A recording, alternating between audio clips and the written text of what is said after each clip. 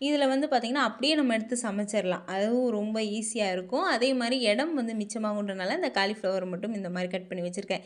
இந்த மாதிரி பாருங்களேன், ஈஸியாக வந்து நம்ம சுருக்கு பை மாதிரி போட்டு அப்படியே முடிச்சு போட்டு வச்சிடலாம். உள்ளே வந்து ஏர் போகாத மாதிரி நல்லா டைட்டாக க்ளோஸ் பண்ணிட்டோம் அப்படின்னா இன்னும் வந்து சூப்பராக இருக்கும். இந்த மாதிரி நம்ம கவரில் கட்டி கட்டி நம்ம அந்த பேஸ்கெட்டு இது இருக்கும் இல்லையா, வெஜிடபிள் வைக்கிறதுக்குனே ஃப்ரிட்ஜில் அதில் வைக்கும்போது பார்த்திங்கன்னா ரொம்ப இடம் வந்து மிச்சமாகுது. நான் பாக்ஸாக அரேஞ்ச் பண்ணுறத விட நான் லாஸ்ட்டாக வந்து ஃப்ரிட்ஜில் எந்த மாதிரி அரேஞ்ச் பண்ணுறேன்றதை காமிக்கிறேன்.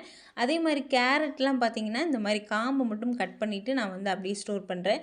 இது வந்து பிளாஸ்டிக் கவரில் ஸ்டோர் பண்ணும்போதும் இந்த மாதிரி தான் பண்ணிகிட்டு இருந்தேன். இந்த மாதிரி பண்ணும்போது நம்மளுக்கு ஒரு வாரத்துக்கு மேலேயே நம்மளுக்கு நல்லா ஃப்ரெஷ்ஷாக இருக்கும். ஆனால் ஒரு வாரத்துக்குள்ளே நான் காலி பண்ணுற மாதிரி பார்த்துக்கிருவேன். எல்லா காய்கறியும் வாரத்துக்கு ஒரு நாள் காய்கறி வாங்குறதுனால அதுக்கு தகுந்த மாதிரி கரெக்டாக அளந்து தான் வாங்குவேன். இந்த கிழமை இது வைக்க போகிறோம், இத்தனை காய் இருந்தால் போதும்னு சொல்லிட்டு அளவாக வாங்குறதுனாலையும் பார்த்திங்கன்னா ஃப்ரிட்ஜில் நிறைய இடம் இருக்கும். இது மெயினான டிப்பு. ஃபஸ்ட்டு அளவாக வாங்கி வச்சுக்கணும்.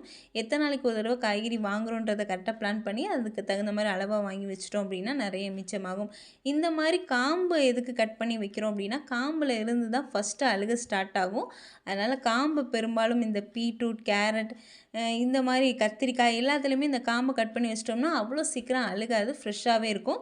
நம்ம திருப்பி யூஸ் பண்ணும்போது அந்த காம்பு சைடு நம்ம கட் பண்ண சைடு மட்டும் லைட்டாக காஞ்ச மாதிரி இருக்கும். அதை மட்டும் திருப்பி ஒரு தடவை லைட்டாக கட் பண்ணிவிட்டு நம்ம சமைக்க யூஸ் பண்ணலாம்.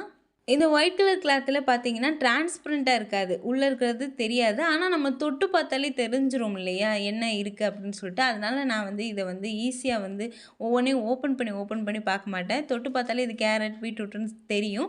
அதே மாதிரி முன்னாடி எடுக்கிற காயை வந்து மேலேயும், அதுக்கப்புறம் லாஸ்ட்டாக வந்து கெட்டு போகாமல் கொஞ்ச நாளைக்கு இருக்கிற மாதிரியான காய்கள் வந்து உள்ளே கீழேயும் வந்து அரேஞ்ச் பண்ணி வச்சுருவேன் அடுக்கி வைக்கும் போதே. அப்போ வந்து நல்லா வந்து ஈஸியாக வந்து எடுக்க வரும். நம்ம ஒவ்வொன்றையா வந்து திறந்து பார்க்கணுன்னு தேவையில்லை. ஃப்ரிட்ஜ் டூரெல்லாம் யாராவது போட்டிருக்கதை பார்த்தா அதில் வச்சுருக்க பாக்ஸு, அதுக்கப்புறம் கண்ணாடி பாட்டில் இதெல்லாம் பார்க்க ஆசையாக இருக்கும். ஆனால் அதெல்லாம் ப்ராக்டிக்கலாக ஒர்க்காகவே ஆகாது. நம்ம வாங்கி பாக்ஸு வச்சிட்டோம் அப்படின்னா இடமே பத்தாது ஃப்ரிட்ஜில் சுத்தமாக. ஒவ்வொன்றையும் ஓப்பன் பண்ணி எடுக்கிறதுக்கும் சிரமமாக இருக்கும். அதனால தான் நான் இந்த மாதிரி ஐடியா பண்ணேன். பிளாஸ்டிக் கவரில் வைக்கும்போது நிறைய காய்கறி வைக்கிற மாதிரி இருந்துச்சு. அந்த பிளாஸ்டிக் கவரை விட வேறு ஏதாவது பண்ணலாமா அப்படின்னு சொல்லி யோசிக்கும் போது தான் இந்த கிளாத் பை வந்து நான் வந்து யோசித்தேன். அதே மாதிரியே வந்து பார்த்திங்கன்னா காய்கறியை கம்மியாக வாங்கி அளவாக வந்து யூஸ் பண்ணும்போது ஃப்ரிட்ஜ் வந்து நல்லாவே தாராளமாக இருக்குது.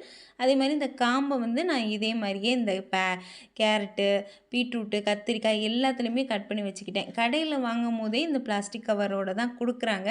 அந்த பிளாஸ்டிக் கவரை வந்து ஃபஸ்ட்டு அப்படியே நான் வந்து அந்த கவரோடையே நான் வந்து ஃப்ரிட்ஜில் வச்சுருவேன். இப்போ அந்த கவர் எடுத்து வேறு ஏதாவது வேஸ்ட்டு போடுற மாதிரி இந்த சிங்குக்கு பக்கத்துலலாம் நான் வச்சுருவேன். அப்போ வந்து அந்த வேஸ்ட்டு போடுறதுக்காக அதை